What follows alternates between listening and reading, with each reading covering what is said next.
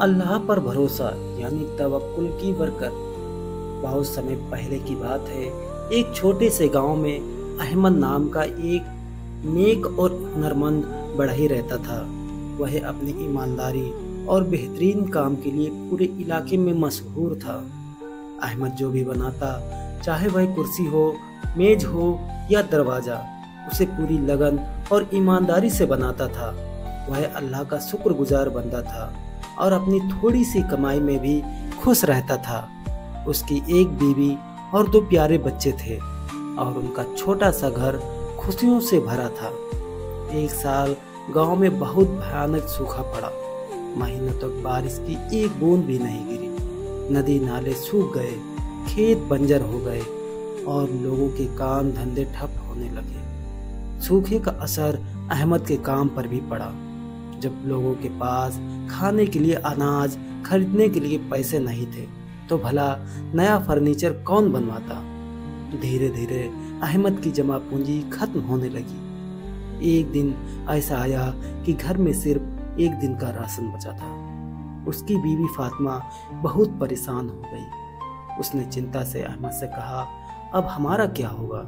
घर में अनाज का एक दाना भी नहीं बचेगा। बच्चे भूखे रहेंगे तो मैं क्या करूंगी? अहमद ने अपनी बीवी को तसल्ली दी और मुस्कुराकर कहा, फातिमा घबराओ नहीं, जिस अल्लाह ने हमें अब तक दिया है वह आगे भी देगा। वो रज्जाक है यानी रोजी देने वाला। हमें उस पर पूरा भरोसा रखना चाहिए और सब्र से काम लेना चाहिए। तुम बस दुआ करो, अल्लाह कोई ना कोई रास्ता जरूर निकालेगा। अगले दिन अहमद सुबह उठा, नमाज पढ़ी और काम की तलाश में निकल गया। पूरा दिन वह गांव में और आसपास के बाजारों में घूमता रहा, लेकिन उसे कहीं कोई काम नहीं मिला। शाम को वह थका हारा और खाली हाथ घर लौट रहा था। रास्ते में उसकी मुलाकात गांव के सबसे अमीर और लालची व्यापारी कासिम से हुई। कासिम जानता था कि अहमद एक बेहतरीन कारीगर है और आजकल बहुत परेशान है। उसने अहमद को रोककर कहा, अहमद, मैंने सुना है तुम बहुत मुश्किल में हो। मेरे पास तुम्हारे लिए एक काम है। मेरे गोदाम के लिए कुछ अलमारियां बनानी है, लेकिन मैं तुम्हें लकड़ी कुछ अच्छी नहीं दूंगा। तुम्हें घटिया लकड़ी से ही ऐसा काम करना होगा कि वो देखने में महंगी लगे। इस काम के लिए मैं तुम्हें मुंह मांगी कीमत दूंगा। अहमद ने एक पल के लिए सोचा। पैसा बहुत अच्छा मिल रहा था और उसकी सारी परेशानियां खत्म हो सकती थी, लेकिन फिर उसे अल्लाह का खौफ याद आया। उसने अपना सिर उठाया और बड़ी ही विनम्रता से कासिम का जवाब दिया, कासिम साहब, मैं आपका शुक्रगुजार हूँ कि आपने मुझे काम के लायक समझा, लेकिन मैं धोखा और बेईमानी का काम नहीं कर सकता। मेरा ईमान मुझे इसकी इजाज़त नहीं देता। मेरा अल्लाह जो मुझे हलाल तरीके से देगा, चाहे वह कम ही क्यों ना हो, मेरे लिए वही बेहतर है। यह कहकर अहमद अपने रास्ते पर चल दिया। कासिम उसकी बात सुनकर हैरान रह गया और मन ही मन उसकी गरीबी का मजाक उड़ाया। अहमद जब घर पहुंचा तो उसके हाथ खाली थे। फातिमा ने कुछ नहीं कहा, बस उसकी आंखों में चिंता साफ झलक रही थी। उस रात उन्होंने जो कुछ बचा खुचा था वह खाया और अल्लाह का शुक्र अदा करके सो गए। अहमद ने तहज्जुद में उठकर अल्लाह से बहुत दुआ की।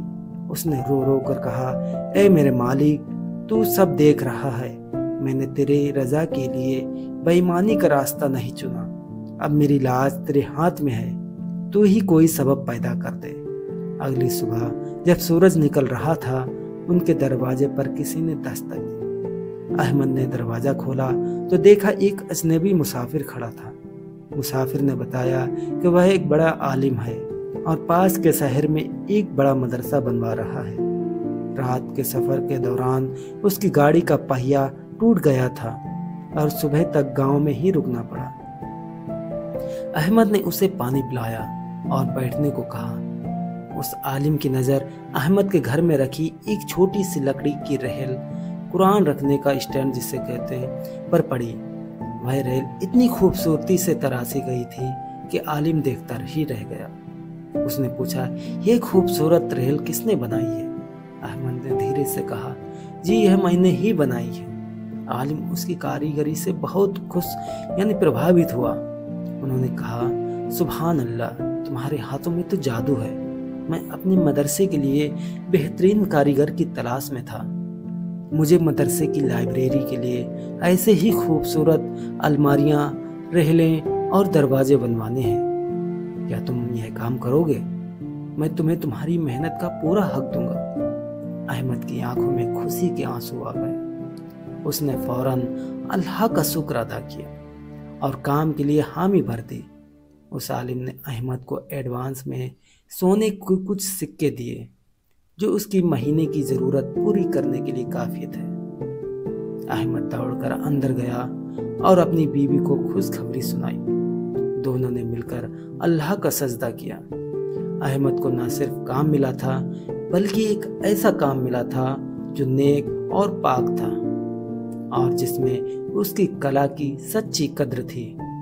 इस कहानी से हमें यह सीख मिलती है कि अल्लाह अपने बंदों की परीक्षा लेता है और जो लोग मुश्किल समय में सब्र करते हैं, हराम से बचते हैं और सिर्फ अल्लाह पर भरोसा रखते हैं, तो अल्लाह उनके लिए ऐसे रास्तों से मदद भेजता है जिसका उन्हें कभी गुमान भी नहीं किया होता है। सच्ची बरकत और सुकून हमेशा हलाल की कमाई में ही होती है। दोस्तों, अगर वीडियो पसंद आया हो तो लाइक करें और हमारे चैनल को सब्सक्राइब करें। अस्सलाम वालेकुम।